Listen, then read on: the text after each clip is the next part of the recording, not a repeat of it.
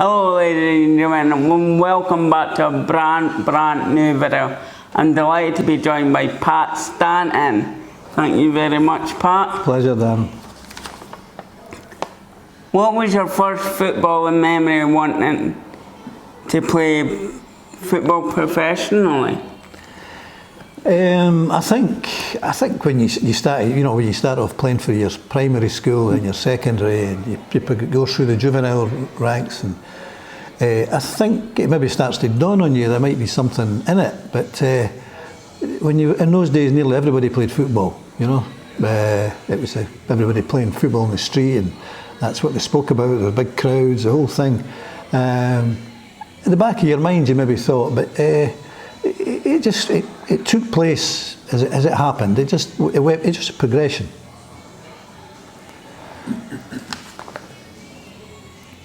Best club you played at? Best club I played at would be Hibs were my team as a boy. Because my family are all Hibs supporters, so I think to play for the Hibs was a really big thing. I can remember. It certainly pleased my old man anyway. He was delighted about the whole thing, because I had 5 brothers, and I was one who was lucky enough to get in there, because the other 5 told me they were great players, but I got a wee bit of luck with just going to Easter Road at the right time. Were they any good? Yeah, they were good players. They told me plenty, but I think, and they were, on top of that, they were really pleased for me as well, So, but like I say, there was a wee element of luck in it as well. You've got to maybe be in the right place at the right time. Well, that's very true. Favourite game you've played in throughout your career? Favourite game? I think the night that we played Napoli at Easter Road. I think we were 4-1 down for the first leg, and we at Easter Road, the most important goal, well, it ended up 5-0 for us at Easter Road, but the most important goal of the lot was the very first one, was Bobby Duncan, who hit one for about 30 yards. Dino Zoff was in goal. Dino Zoff was in goal for Napoli that night. It wasn't often that he lost 5 goals. But the goal, Bobby Duncan's goal, which was a great goal, the crowd it lifted the crowd. And instead of it being 4-1, it was 4-2. And they were within touching distance. And we scored the next few goals to beat them. But I think that was one of the really great nights at Easter Road. I see Bobby from time to time mention his goal, and it's getting further out. I think the last time I spoke to Bobby, it would be about 70 yards. No, it was closer to 30, I think. Superman wouldn't have scored for 70 yards. Probably not. Best manager you've played under? Best manager I've played under was Jock. He had come to Easter Road. I had nearly signed for Dunfermline when he was there. I went over on a trial, and he wanted me to sign, but I was a provisional signing with the Hibs, and I wanted to play for the Hibs. And I just told him my heart was set on going to Easter Road. Imagine telling Jock you didn't want to sign for him, eh? You can bet your boots you wouldn't get asked again, that's for sure. But I eventually teamed up with him later, further down the line. But Hibs was where I wanted to go. I think my dad wanted me to go there as well. So that was. But he was one of the first managers I thought that, the press. He'd have wee stories for the press, for certain individuals, all these. And he kept them all, online with him, and he was. It was, but like I say, the players, he never asked you to do anything you couldn't do. He got you to do things that were within your limits, and he wasn't long in telling you if you thought you were better than you were. He said, you can be effective if you just stick to what you're good at. And he was right, he did okay, Jock Stein, so he must have known what he was talking about. You must have.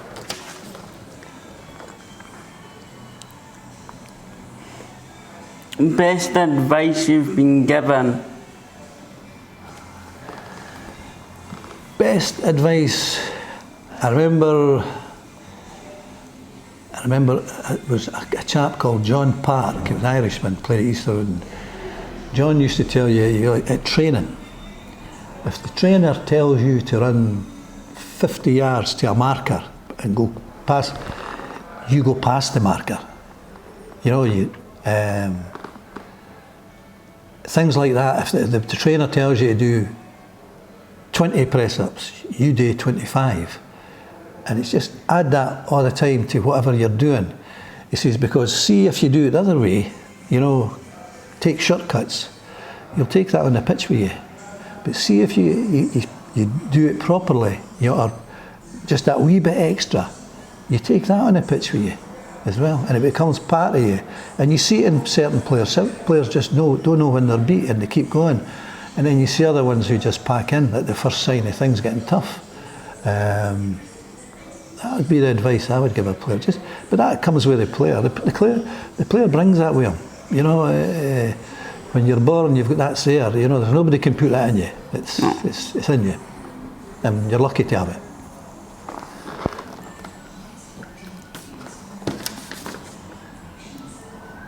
Who inspires you? Oh, there was over the piece. There was literally one or two individuals did, but I thought a player like the one I'm thinking about is Eric Shadler that played with the Hibs. Eric, with the right back we had at the time was John Brownlee, and John Brownlee is as good a player as played at Easterwood. Great player, absolutely tremendous player. Even Alec Ferguson talks about him. And you had Eric at left back. Now, there's no way you could compare Eric with John as what they brought to the game. But Eric made the most of what he had. You know, he trained hard, he looked after himself, frightened of nothing. He never tried to be a John Brownlee because very few could. Mm-hmm. And he stuck to what he was good at. And it helps. A lot of players tend to think, I've arrived, I can do this. No, it's not as simple as that. No.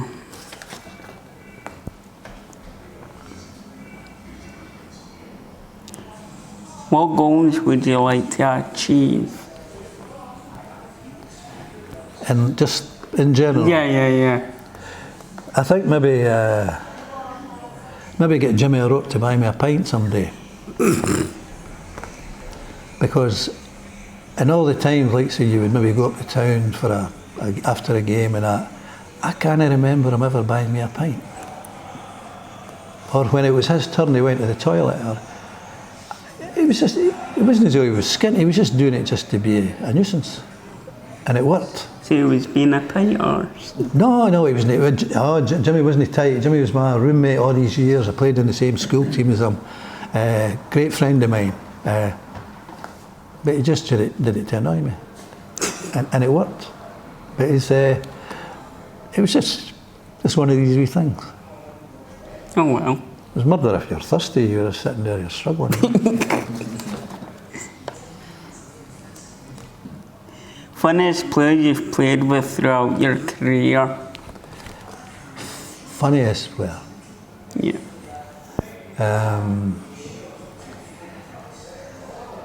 I would say Jimmy. I think Jimmy could be funny. I thought Dalglish could be funny as well, and Kenny could be a bit dour, fabulous player, but he could be funny as well. But I would say, yeah, Jimmy was great sense of humour, Jimmy. But the trouble was he used to tell these jokes in front of people, and some of the people, it was a wee bit too much for them, But I would say Jimmy, people like Dalglish, Jim Black that played at Easterwood, he could be funny as well. Had a few goalkeepers that were funny as well over the years, but they weren't meant to be funny, but they could be funny. You know, throwing yourself in there? No, I'm there. No, just keep out of the road. Best trainer you've seen throughout your career? Best trainer? As in trainer or somebody that's training? Which either? Best trainer that was a guy, Tom McNiven, at Easter Road. He was a tremendous trainer. It wasn't until you later on in your career you realised how good he was, because there was times when you had injuries, you thought, well, I'll not make it for Saturday, but psychologically he'd work you up and say, look, you've got a lot of treatment, a bandage, you'll be okay for Saturday. That's what you want to hear. Yeah. But I've seen other trainers at Easter Road, oh no, you'll be out for 6 weeks. That's not, you don't want to hear that. But Tom, he knew well, if you couldn't play, you couldn't play. It's as simple as that. It was great to listen to him and the psychology of the player, and just putting in his head, yeah, you could be fit for Saturday. Yeah. If you put into a player's head that, oh, you'll be out for 6 weeks, that's going to put so much pressure on them. That's right. And he was good that way. He was just great at what he did, you know. And he knew all the terms, you know, the medical terms. That, you know, what your knee was called, but he used all the big names, so you didn't really know what he was saying, because him and the club doctor would sort of stand there and talk about your injury, but they used these terms so that you didn't know what they were saying. You just agreed. You wouldn't have understood anyway, so it was just, you just sat there and nodded your head and tried to look intelligent, you know. Bet that never came with you. Oh, I don't know. Worst trainer you've seen through your career? Are we going to somebody that trained well, or a person that trained you? Which either again? I think, like I say, Tom McNiven was a trainer, but there was times when Tom was off and they'd bring in maybe a trainer to fill in for him. And you'll know, we had one or two, and real tough training sessions, and doing extra bits in them. You'll not get anything out of a player who's tired. You know, players were just about had it with the training, you know, running up in the terracing and all that sort of stuff, long runs, and you'll not get anything out of a player then. You've just gone too far, you know. And you hear about great boxers preparing for a fight, and you hear people saying that they leave their fight in the gym. They've overtrained. They've trained too hard. They've left themselves nothing in their, you know, their body strength's gone. But people are insisting, oh, another 10 press-ups and you'll be... No, it's, your body's just telling you, no. But people just, some people just purely for effect, or to show that they think they know what they're doing. And no, that's annoying. And even the players know that. They say, we're doing too much here. Because it would be, as soon as you know that you're tired, or you can feel your legs and you can't run anymore. Well, and I think when you're tired, you're not listening either. You know, your mind's somewhere else. Mind you, over the years I've played with players, it wouldn't have mattered if they were tired or no. They still didn't understand what you're telling them, so it made no difference. Who's your footballing idols? Oh, my favourite players were... I thought Joe Baker. Well, I was young, I was just going to watch the Hibs playing. Joe Baker, when you consider that Joe Baker got capped for England while he was playing for Hibs in Edinburgh, that takes a bit of doing. Yeah, it does. And him and Dennis Law went away to Torino when players didn't go abroad. Now they go abroad a lot, they're all over the place. But him and Dennis Law went to Torino. Yeah, Joe Baker was just a nice guy, a really, really nice man, but great will to win.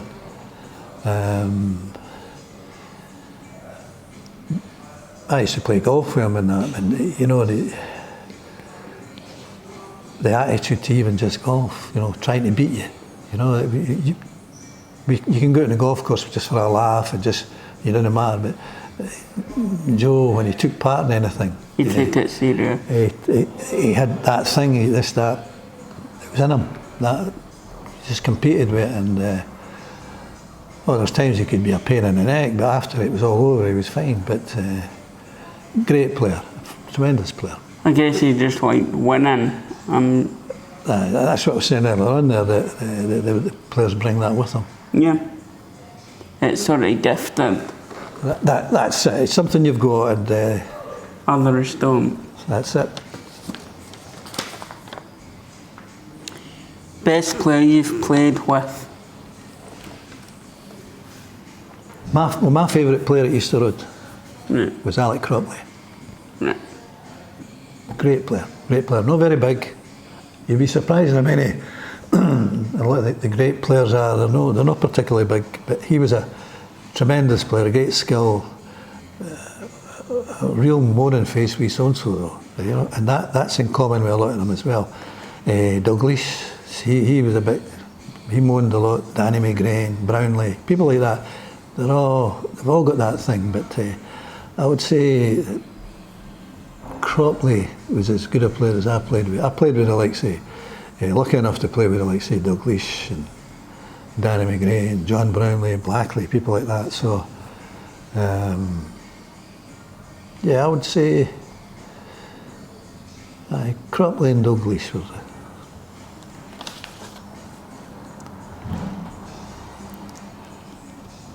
Best player you've played against?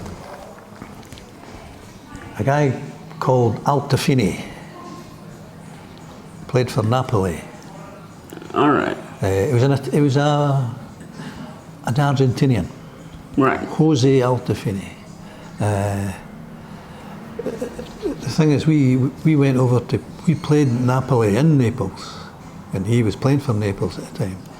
And they said earlier they beat us 4-1. But he didn't bother coming for the return game to Easter Road. And that they thought the game was, I don't know if he was injured or they were taking the game lightly, but it ended up 5-0 to us. Wow. And Napoli, Altafini, he's in Napoli. I don't know if he was injured or they thought, well, that game's beyond him, so no come back for that. But they got it wrong. Exactly. Never underestimate him. Oh, that's for sure.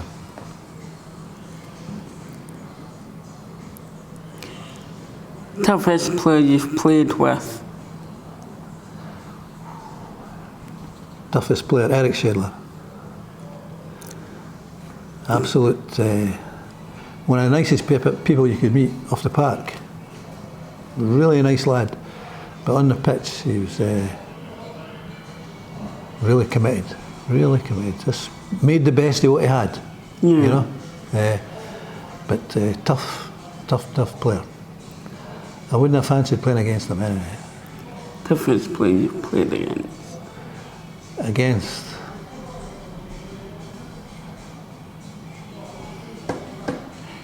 Chap that played with Aberdeen, David Robb. He was really tough. But you find something in common with these players. These players will not creep up behind you and kick you. No. You'll see these guys coming at you. Full speed. And it's up to you to just get out of the road. But I would say David Robb. A nice, quietly spoken, but he had that faraway look in his eyes, you know. He was worth a watching. But a nice chap. Who's the most skillful player you've played against?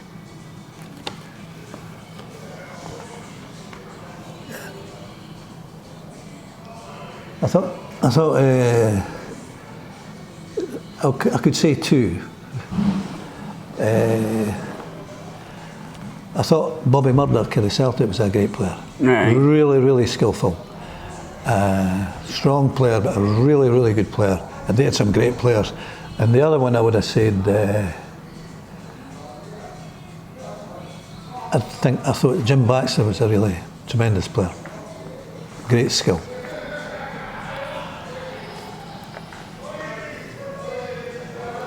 Favourite player you've played with at Hibs? Favourite player played at Hibs?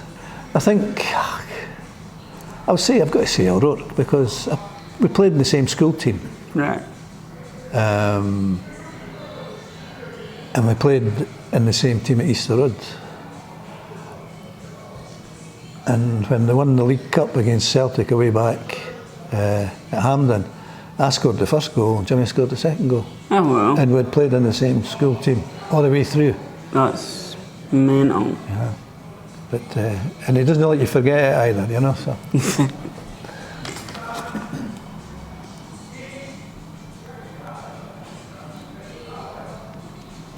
Best football anthem you've heard? It's nothing to do with football or anything like that, but Sunshine on Leith. You know, you hear there's great songs, you know, but I think that one. And like I say, the fact is, it's nothing to do with football. You know, it's just a song that just fits. Exactly, sung by two, well, Hibs fans as well, That's right, yeah. Which makes it even extra special. Best kit you've worn?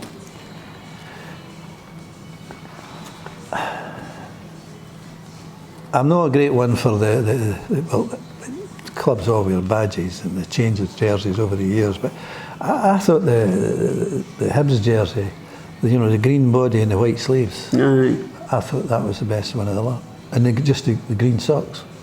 Yeah. But it's when you start to get all the wee zigzags and all these things, they just draw attention to you if you're having a bad game.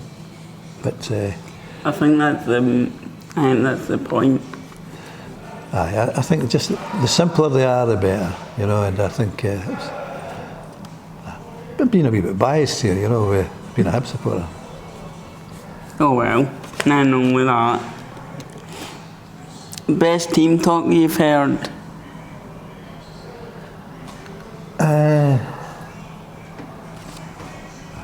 I think I remember when Jock Stein was with us and we had a big game at Easter Road, and I remember him saying, you know, it's not what I do, he says, what gets the results. He says, it's what you do and what you think. And if you don't fancy your chances or think you can win, I'm wasting my breath. He says, it's all down to you. And he wasn't washing his hands, you know, he wasn't shirking, he was just telling you, and that's just basically what it's about. You know, the players got to want to win. And he just all he did was put the ball into your court. Exactly, because the manager and the coaching staff can only do so much. It's up to the players to go out and show it. Because I can remember a game at Easter Road, we got a free kick outside the penalty box, and we were standing on there sort of discussing what we were going to do with it. Right. And one of the players looked back over at the dugouts to Stein, and as if to say to him, what do you think we should do? And he just shook his head. He says, "You are the guys in the park." He says, "If you see something, go for it." I don't know if we scored or not, but he was right enough. You know why? You can't keep looking at the bench for guidance all the time. You got to just get on with it. Next thing you would want a guide dog, well, that's right. Best derby you've played in?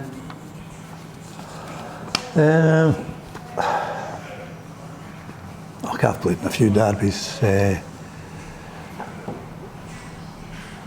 You know, there's obvious ones. There's obvious games. But I've played in some terrific games against the Hearts. Really, really great, terrific games. The games that ended up a one each draw, or, you know, close games. Yeah. I know there's other games that people talk about But I think one or two early on, way back in the sort of early 60s, where we, going to Tynecastle was a hard place, to go there and get a result. Because at that particular time, Hibs weren't doing too well. And to go to your rivals and get a result there, they were big games. And like I say, I know there's other games that spring to mind, but I would think back to when things were, things weren't so good, to go to, like say, there and get a result. Always a hard place to go, doesn't matter what. Especially when the odds were stacked against you. That's right. And maybe,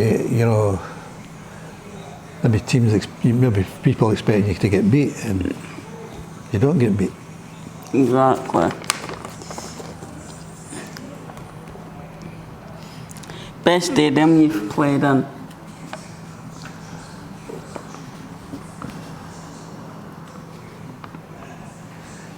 Yankee Stadium in New York. Okay. Great, absolutely great, because the New York Yankees played in some great stadiums here, obviously, but like say watching all the baseball and listen to the great, like say Babe Ruth that played for them, all these great players. I enjoyed reading about these things, but we played there, and to think all these great baseball players had played there, because there was a bit of the pitch where you went up, that Aver went up the right wing, but when you went up the right wing, there was a wee sort of knoll where the pitcher stood, and you thought, these great players stood here, with the baseball ready to throw it at the batsman. It must have been some place when it was full and the Yankees were playing whoever it was. That was some place up. Well, who was the best joker in the team? O'Rourke. Jimmy he was always just quick with what he said, Yeah. But he was surprising, because he was full of fun, always joking, but a real good trainer, and he was good with advice. Just giving you wee bits to, maybe you did something in the past, he gave you a wee bit of advice. Even me, Yeah. I'm thinking of, who's he talking to me? But no, he would just say, think. And it was the way he said it, and you took it on board, and you're saying, he's right enough. You should never just shut everybody off or shut a person off. There's always maybe something you say, God, I never thought of that. Yeah. And here's somebody, and they're not telling you for their own good, they're telling you just to help you.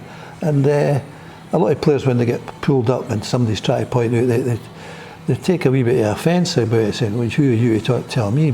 And you can get it off anybody, because I remember I was walking along Junction Street with my wife one day, and it was a chap called Eric Gardner who used to run United Crossroads in Blackfriars Street. A really good, John Gregg played for him, Billy Jardine, and a lot of good players played up there. And we bumped into Eric Gardner, and he was talking about a game where I'd argued with the ref. The referee had gave a free kick against us, and I was arguing with the referee that it wasn't a free kick. And he said, as he was blathering away to me, and like so my wife standing there, and he says, I saw that game, you were arguing with the referee. He says, it's not a very clever thing to do. I says, well, it wasn't a free kick. He says, but you're not the referee. The referee said it was a free kick. Just go with the referee. Then he upset him, because he'll just maybe go against you. And he gave me he was ticking me off just to behave, just accept the referee's decision whether you like it or not. And there's some shocking decisions going about. And so when we said cheerio and we're walking along, and my wife says to me, did you take that off that guy? I says, that man's worth listening to, and what he was saying is true. It's right. And that was right. It's easier said than done. I mean, And I played football, I argued with refs all the time. But just at the heat of the moment. Get protection for bad referees, don't they? And there's plenty of them. People would pretend that there's no, but I think there is.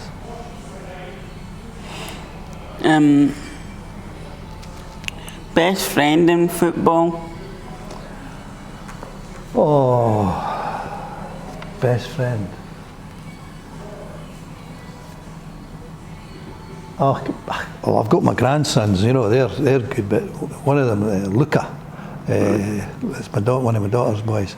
He's a right Hibs man. He's always on the phone, but he's really good, you know. But can't see past the Hibs, you know. And his brothers are all the same, but he's that wee bit. He's just. He's. I would say, what would you? He can be nippy, you know. He's not a big pal of referees, you know. I don't think he gets invited to the referee do it at the end of the year anyway. What was it like playing for Hibs in the 60s? Oh, it was good. Hibs had a great side. Tremendous side in the 60s. Some really, really good players. There was a guy, Willie Hamilton, played. And Willie Hamilton, even Jock Stein spoke about him, saying he's one of the best players. But Willie's discipline wasn't all that great, let's put it that way. But just a tremendous player. Tremendous player. And he was a big help, you know, but we had a really, really good team. Eric Stevenson, Neil Martin, Willie Hamilton, John Fraser, Peter Cormack, people like that. That was our top side. That was the team that beat Real Madrid.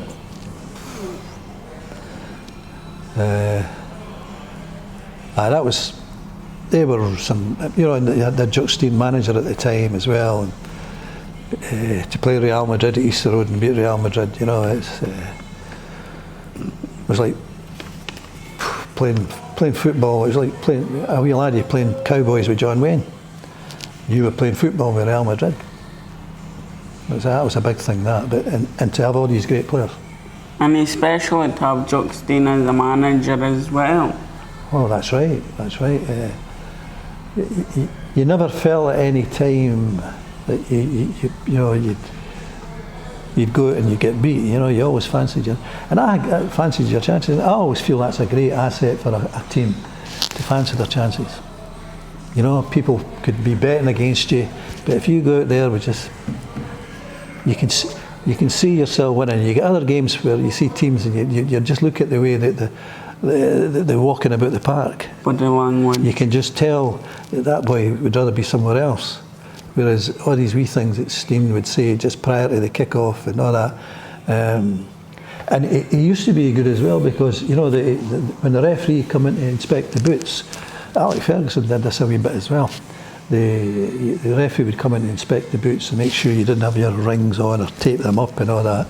And just as the referee was sort of going out the dressing room, the manager would say, "Hope you have a good time, good game, referee, and just treat everybody the same." Mm-hmm. And it put pressure on the referee. You know. Biggest high in football? Oh.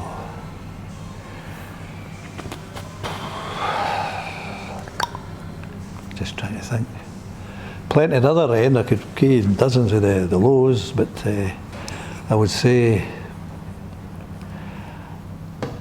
I think playing, there's a lot happens the rest of your career, but I think, see your first team game. Yeah. I think that's a big thing.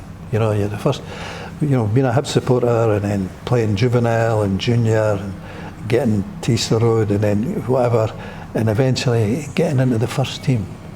And it's a true saying that Jock Stein, same again, he said, you know, it takes a lot and real dedication to get into the team, but you know what's even harder? Staying in it.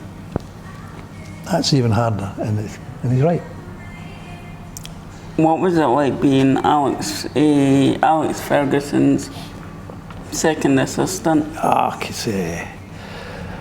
He's an old friend of mine. I knew Alex for the Largs, playing against him, the coaching courses at Largs, and I still am very friendly with him. Still am.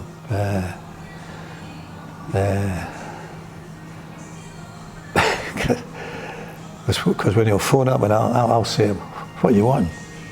You know, you're disturbing me. You know, Alex Ferguson phoning me." But no, he's an old friend of mine, and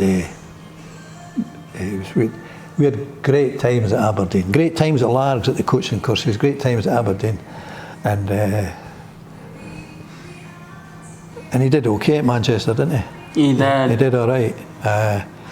But I still is an old pal of mine. But no, thank you for your time for chatting with me. Darren's been a pleasure. Thank you. So folks, if you've liked the video, give it a like, give it a subscribe, and let's hit 50 likes within half an hour of the video being up. Thank you again, Pat. Thanks, Dan.